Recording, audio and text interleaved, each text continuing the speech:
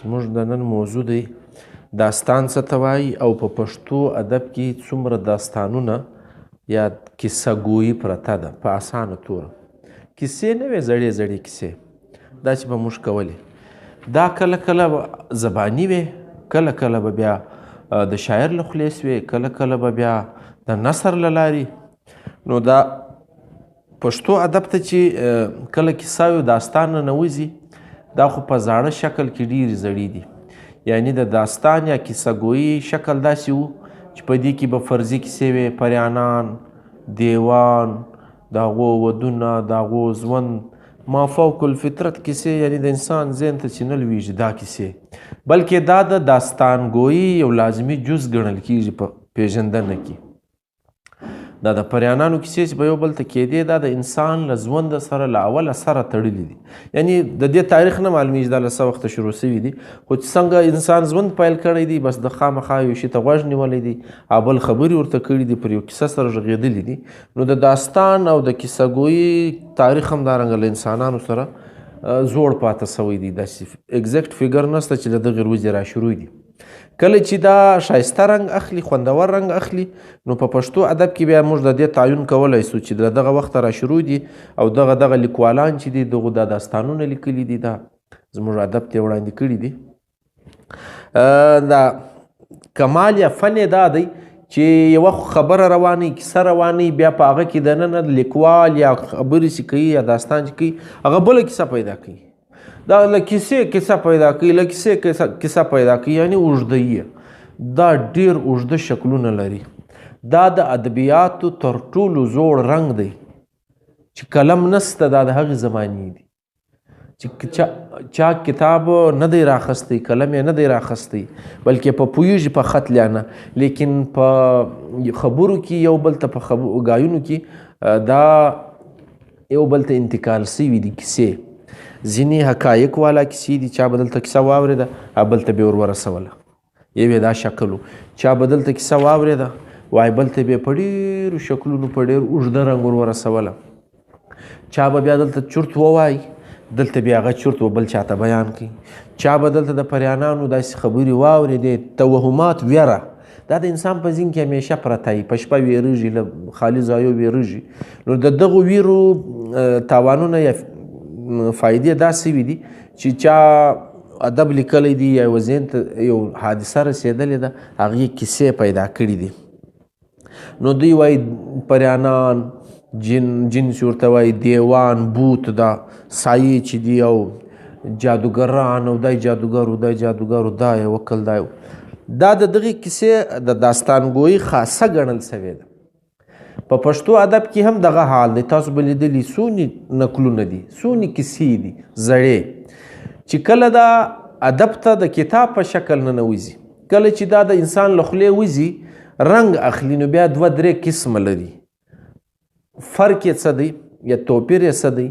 یو دغه کیسه د نثر په شکل کې چې څه نمونه سړی یې وایي، خبرې کوي، نو په دې انداز باندې زموږ ادب ته راغلې ده.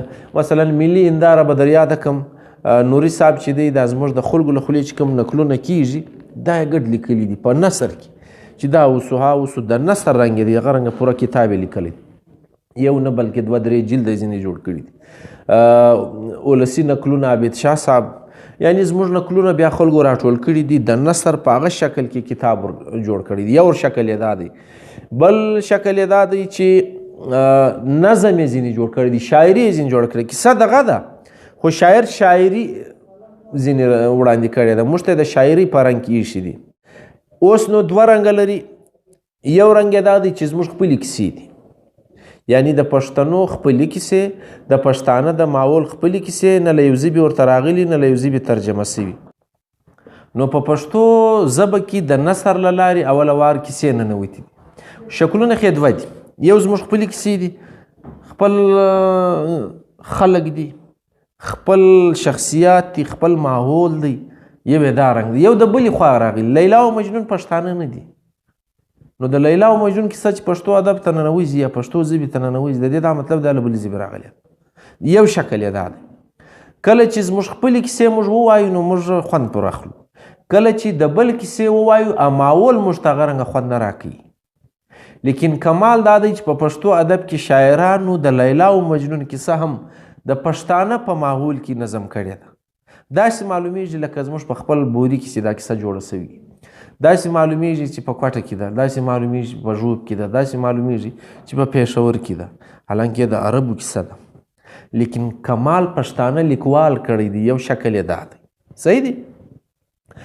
اوس په دې کې بیا دوه شکلونه دي. تخیلاتي د خیال والا کیسې پښتو ادب ته ننوځي. خیالي کیسې خو نو تاسو به نقل اورېدلی، هر نقل سي، لیکن دا علامتي شان دي، په دا باندې ژوند موږ کتلی سو، ژوند ورسره امپلیمنټ کولی سو. او یو حقیقي کیسې دي. ډېر داسې کردارونه سته په پښتنو کې، کټاو ګل بشره واقعیم خلک وو، واقعیم په پښتنو کې تر سوي دي، واقعیم زموږ په سیمه کې دي. نو که چا یو بدل پر جوړه کړې ده، یو کیسه یې پر جوړه کړې ده، بیا یې بل ته رسولې ده، نو دا کردارونه هم سته.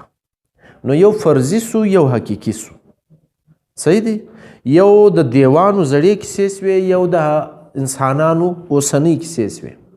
یو د دیوانو زړې کیسې سوې، یو د انسانانو زړې کیسې سوې. دا ګډ په دغه شکل کې پښتو ادب ته هم راغلی دي. او د دنیا د هرې ژبې چې تاسو ادب راواخئ، شروع کېږي له دغه داستانه څخه، له دغه زړو کیسو څخه. دا نوي هلکان رالو، کله چې انسانان اوله وار غږېږي یو بل ته نو خبرې کوي، نو هغه په دا وجه باندې یوه کیسه ولا بل څخه اورېدلې وي، ای دلته رالی، ای ودښته کوي. بیا له دغه ځایه کیسه پر مخ ژوند روان دی، هلته نور خلک پیدا شو، هی بیا وخته کوي. دا ته وایي روایت د روایت روانوي. نو دا رنګه ډېر انسانان مړه سو، دا ډېر روایتونه او خبرې له ځان سره یوړې، د چا به نه وی یاد. نو څونې تاوان سوی دی د هر چا د ژبې او د ادب، چې په هر چا کې یو کیسه ویل کېده او هغه مړ سو، دوی محفوظه نه کړه، دا کیسه له هغه سړي سره ختمه سوه. نو دا مختلف قسمونه دي، اصناف ورته وایي د داستان ګویي. په داستان کې دننه چا یو رنګ درلولی دی، چا بل رنګ درلولی دی، چا په نثر کې خبرې کړي دي، چا په شاعري کې خبرې کړي دي. د نثر پر ځای شاعري ډېر اثر لري. پښتانه چې دي یا د دنیا هر ژبې انسانان چې دي، هغه تر نثر زیات و شعر ته غوږ نیسي. سړی به تاسو ته په تقریر کې خبرې کوي، بیا چې به شعر شروع کړي نو اواز به خوږ کړي، پورته به کړي. هغه تر تقریر هغه اواز ته ډېر زر متوجه کړي چې ته اوس خبره کوي. نو د دا ټولې دنیا انسانان داسې پاتې سوي. نو د داستان ګویي یا د داستان نګارۍ دغه شکل چې دی، دا زموږ په ادب کې هم زوړ دی. نو داستان د ادب اولنی شکل دی. دا پښتو ته راغلی دی په دغه رنګ کې په 10مه هجري پیړۍ کې. اوله وار زموږ یو شاعر دی ارزاني خیشکي، د پیروشان له خاص مریدانو څخه دی. دا د حضور پاک صلی الله علیه وسلم کیسه چې ده یا خوابنامه، د حضور پاک صلی الله علیه وسلم چې کوم خوب لیدلی دی، دا د منظومه کیسه راوړې ده. دا د پښتو ادب 1500 کاله زړه شاعر یې معلوم. یو شی له ما هیر سو، د دغه کیسو د نکلونو دوې بیا طریقې دي. یوه طریقه دا د سړی بیا معلوم وي، کریم عامر لیکلی دی، ارزاني خیشکي لیکلی دی، صحیح سو، دا خاص ادب سو. او یو سړی نه دی معلوم، طالب جان او ګلبشرې نکل چا لیکلی دی. دغه وایي عوامي ادب، فولکلوري ادب، اولسي ادب، شفاهي ادب، څلور سره نومانده دغه یو شي. په پښتنو کې داستانونه عوامي هم سته، خواص والا هم سته. چې که چیرې زموږ اکیډمۍ زموږ د ملي ادبیاتو، زموږ د اولسي ادبیاتو، زموږ د دغه فولکلوري ادبیاتو انسایکلوپیډیاوي مرتب کړي، دا ډېره معنا لري. یعنی ګرد نکلونه په یوه کتاب کې موږ ته وړاندې کړي. که په یوه کې نه ځایږي، جلد نمبر 1، جلد نمبر 2، جلد نمبر 3، یوه دوه درې ټوکه به هر یو د پر ولیکي، نو به دا رنګه له موږ سره دونې غټ کتاب د نکلونو پروت وي. دغه ادب دغه رنګه زموږ اکیډمیانې دا کار هم کولی شي، د الف ټپې راټولي کړي، د بیغه راټولي کړي، د تیغه راټولي کړي، دا هم مرتب کولی شي. دغه رنګه کاکړۍ غاړې راټولي کړي، له الف په ترې پورې د هر جلد خپل انسایکلوپیډیا ولیکي. په ټوله دنیا کې انسایکلوپیډیا خو تای پزه ده. دلته لایبرري ته ورننوځي، یو کتاب له دغه ځای راپروت تر دغه ځای 20 جلده وي. د دې څه مطلب دی؟ په الف کریا به دا خوای درواخه، په بیا کریا به دغه درواخه، په تی کریا به دغه خوای درواخه. هغه خوای زندگی ګرده کور کړي وي. دا د چا کار وي؟ دا د اکیډمیانو کار وي، دا زما ستا کار نه دی. نو اکیډمۍ ته سرکار پیسې ورکوي او د اکیډمۍ کار دی. باید چې زموږ ولسي ادبیات داسې مرتب شي. ډېر کتابونه د نکلونو لیکل شوي دي او دا ګډ سره راواخي، یو ځینې را جوړ کړي. سار یې تم کتلی شي بل یې هم کتلی نو 20 کتابه ته په بازار کې پیدا کوه دغه تاوان یې بیا بل دی یو 100 کاله مخکې چاپ شوی دی یو 200 کاله مخکې چاپ شوی دی یو 20 کاله مخکې په مارکیټ کې بیا نسته نو د اکیډمۍ دا ذمهواري ده چې دا یو خال دانه راوغواړي بیرته یې له سره مرتب که نوی شی راځي د ګرد دنیا د اصول دی هغه هم ورچي صحیح دی دغه د ډکشنري کمال دی دغه د اصطلاحاتو کمال دی نوی شی پیدا کیږي په ډکشنري نه نوځي صحیح دی نو دا زما دا پیغام دی په دې باندې کامل اوس زموږ ژبه نوره غني کېدلی شي نو په پښتو ادب کې چې بیا نامعلوم اصناف الکو د شاعرانو دغه داستانګویي نامعلوم خلک الکو عوامي ادب الکو خاص ته راواوړو دلته یې ډېره ترقي کړې ده اخوند احمد د یوسف علیه السلام کیسه هم زموږ په ادب کې منظوم شوې ده شاعر دی اخوند احمد او د حضرت ابراهیم علیه السلام کیسه هم دا په قرآن کې راغلی دي نو زموږ شاعرانو هغه رنګ ګورئ خاص داستانګویي صنف چې دی خاص سو له عوامي شکله اخوند احمد شاعر دی نو دغه رنګه په 1990 کې کمري کال در شیم یعنی نه زخه تقریبا 3.5 کاله مخکې د خوشحال بابا یو زوی دی اسکندر خان خټک نومیږي دا د لیلا او مجنون اول لوار کیسه منظوم پښتو ادب ته راړي اول لوار په پښتو کې د نور خلکو داستان روماني داستان د مینې لیلا او مجنون لیلا باندې مجنون عاشق شه نو دا رومانیت پکښې و دا کیسه چې له عربو څخه ده له فارسي څخه ده بیا پښتو ته راځي نو زموږ د خوشحال بابا زوی چې دی اول لوار نظم کوي دا رنګه له 12.5 څخه تر 14.5 هجري قمري پورې یا نه څخه 1.5 کاله مخکې او بیا 100 نور په ګټه 2.5 دا دوره چې ده دا د پښتو ادب د داستاني خوا ډېره غني دوره ده د لیلا او مجنون کیسه یا داستان د اسکندر خټک غسته په پښتو کې د حافظ نظام غسته د بای خان غسته دا ګډ شاعران نه څخه کم از کم 200 کاله زاړه اوس نه خبرې نه کوم رحمت داوی لیکلی دی مولوي ګل احمد لیکلی ده دغه مولانا نعمت الله خو دونې زوړ نه دی د دغه لیلا او مجنون جلا پرته ده اسام ابو علی شاه احمد خلیل وهاب دستی امانت عارف خټک دا ګډ چې دی د لیلا او مجنون کیسه خالی لیکلی ده دونې شاعران مې درو شول د دغه خپل کتابونه چې دا په ډک دي نو اول کریډټ چې دی هغه د اسکندر خان خټک دی او د اسکندر خان خټک شمایل نامه پندنامه یوسف زلیخا او ختم عذاب دا هم په پښتو ادب کې سته دا د خوشحال بابا زوی د لیو شهی یو کیسه ده دا هم داستان دی دا هم په پښتو ادب کې سته د خوشحال خان زوی او صدر خان خټک نومې دی یا صدر خوشحال دا هغه منظومه کړې ده اولوار ګورئ د خوشحال بابا بل کمال ګورئ ځینې کارونه په خپله نشي کوی ټایم نه لري په زویانو یې کړي د پښتو دپاره ښه نو وایي دا پښتو ته واړوه څه دی چې خلک په پښتانه په خبر چې څه دی چې پښتو والا یې ووایي نو دا په 1110 قمري کې یعنې د خوشحال بابا تر مرګ 10 کاله وروسته د دا زوی د لیو شهی چې ده دا یې اړولې ده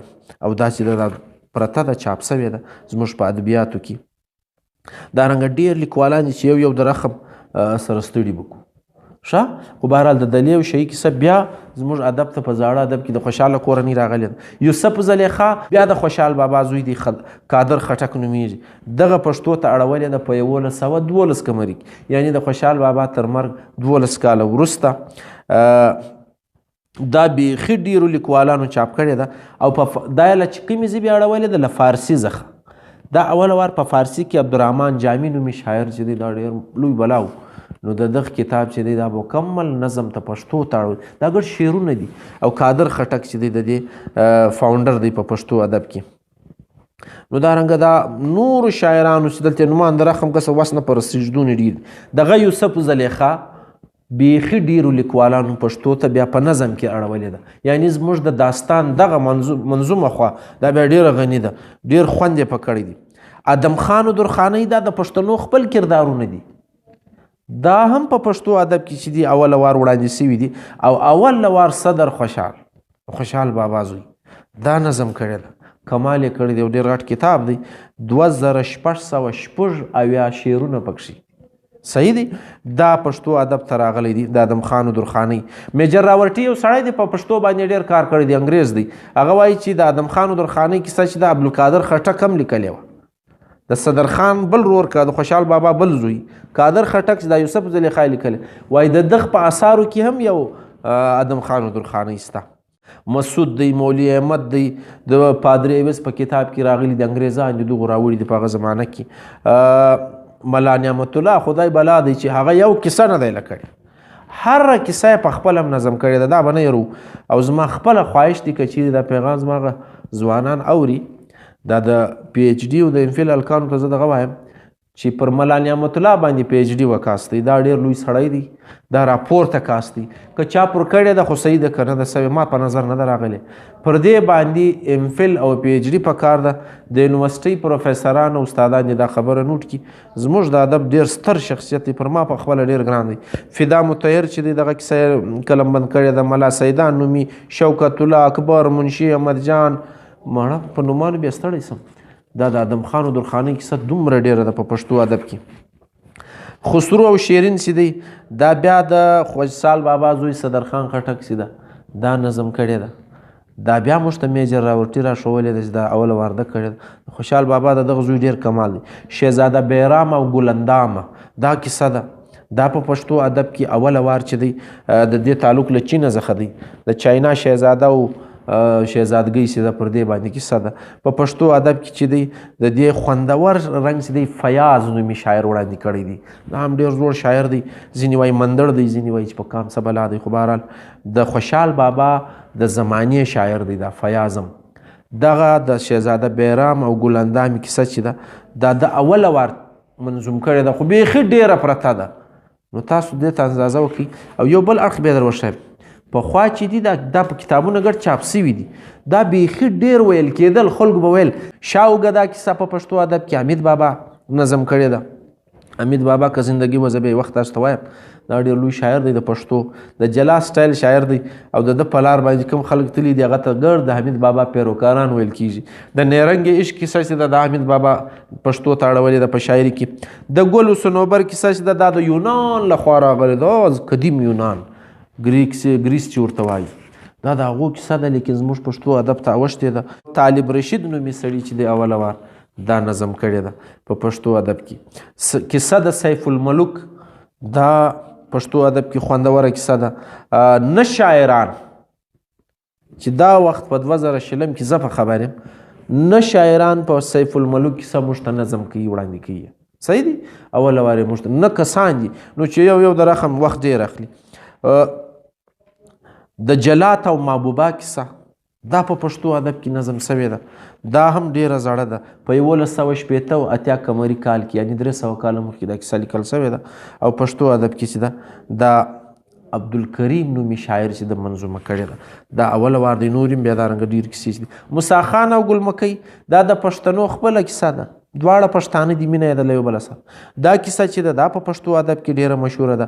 ملا نعمت الله بلا سړی دغه بیا دا نظم کړی ده، خوند یې پکړی دي او ښایسته یې وړاندې کړی ده پښتنو ته. تاسې ویلی سي فتح خان او رابعه دا د پښتنو داستان دی، خپل د بل چا نه دی، د ترجمې له لارې نه. دا هم په پښتو ادب کې شته. او دا چې دی وایي د فتح خان چې وایي دا د کندهار اوسېدونکی وي او رابعه چې وه د محبوبه وله او خوازخیله وله څه. نو دا چې دی د ارسلا خان نومي شاعر دی په 1920 کې اوله وار چې دی له پېښوره زه چاپ سوی یم. مومن خان او شیرینۍ کیسه چې ده دا داستان هم زموږ د ادب خپل دی او په پښتو کې منظوم شکل لري. له عوامي ژبو څخه خواصو شاعرانو منظوم کړی دي. دا هم خوندور رنګ لري. تاسې ویلی سئ ویې ګورئ، تاسې په خپله بیا خوند پر اخیستلی سئ. یوسف خان و شیربانو دا خو نو ګر سره د دغه شهرت چې دی دا په پښتو ادب کې د بل شي دونې نه دی په برخه سوی لکه د دغه یوسف زیانو په کام باندې نه. په پښتنو کې د دوی کیسه چې دا ډېره مشهوره ده. نو شاعرانو چې دی حیدر علي جوشي سي دي دا داسې خوندوره بیان کړې ده چې خوند به پر واخلي ویلی سي. دغه رنګه نور شاعران ډېر در یادولی سم، تاسو د هغو دا منظوم شعر د دغه شکل چې دی دا ویلی سي. نو که د نورو ژبو کیسې درته وکم دا په الفاظو کې نه راځي، صرف بېنومان درته واخم چې دا په پښتو ادب کې راغلي دي، ترجمه سوي دي او خوندور حیثیتونه یې لرولي دي. د جمجمې کیسه ده، د شهزاده رت او پدم کیسه ده، باچان او باچا او شهزادګۍ. د نیمبولا کیسه، د ورکه او ګلشا کیسه، د روشنبانو او اختر منیر کیسه، د استنبول او د شهزاده فارس د دغه کیسه، د حسن و دل کیسه او د شهزاده دل افروز کیسه او دغه رنګه د دل خرم کیسه، ګرد ګورئ باچا او شهزادګۍ، باچا او شهزادګۍ، ګلشن او د بیبي هارون کیسه، د مرغۍ او د مروس کیسه، د چار درویش کیسه، د بدرمنیر او کیسه بکاولی، یعنی دا ګرد پکې یاد شوي دي. د رتو پدم کیسه، د طوطي او مینا کیسه، د عذرا او وامق کیسه، د ورکه او ګلشا کیسه. کې در سمرم دا پستړي کیږو. دومره ډیر منظوم داستانونه پښتو ادب ته په دا تیرو 200 کلو کې بیا زموږ شاعرانو نظم کړي دي. زاړه شکلونه خو په سر کې درته وږغېدم چې د هغو نه شاعر معلوم دی نه لیکوال، بلکې په نثر کې هم شته، په نظم کې که چا راوړي دي نو نه معلومیږي. په نثر کې شکلونه د ملي هنداره چې د دې ګواهي ورکوي. دارنګه بېشمېره کیسې په پښتو ادب کې د داستان له لارې راغلي دي. یعنی زموږ دغه ژبه یا دغه خوا چې ده دا ډېره غني پاته سوې ده. طالبه خاورې به ملاسې په کتاب پروت یادوې شنکي خالونه، چرته په ما کې باندې زه تله. ګلبشره و طالب جان ته وایي، طالب جان په خپله ورته وایي زما امزولې ملایان سول، زما اسی په کتاب پرېوتل ګردونه. زه یو اسی شی یم، بس کتاب مو هسې خار ونیولی دی. اجره سته طالب یې نسته، دا ورغلې ده. په اجرګۍ یې لکه مار وګرځېدم، دغه یې لاړه سم ای طالب څه سوی. نو دا شان چې دي دا په انسانانو کې تاثر پیدا کوي. موږ بیا کم په کم نظر ورته ګورو، زموږ ژبه په غني کېږي، زموږ ادب په پراخېږي، زموږ کلاسیک روایتونه خوندي کېږي.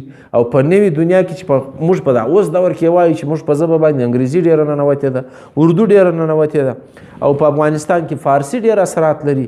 نو هغه چې وایي دومره صفا او سوچه ژبې دا ډېر خوند ورکوي چې یاره پخوا خلکو څنګه صفا ژبې ویلې. پخوا د خلکو په ژبه کې یو انګریزي توری نسته، یو اردو فارسي توری نسته.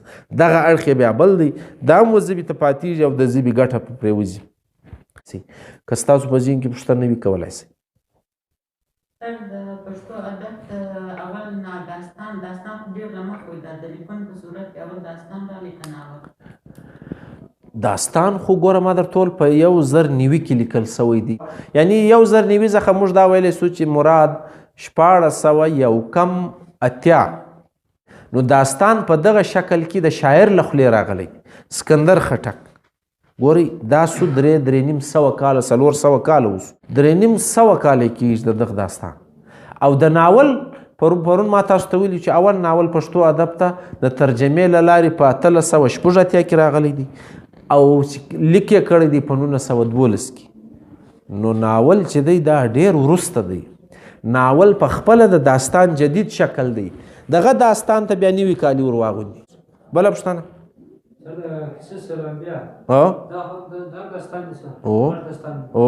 د یوسف علیه السلام کیسه ده په قرآن پاک کې راغلې ده. بله پوښتنه نسته؟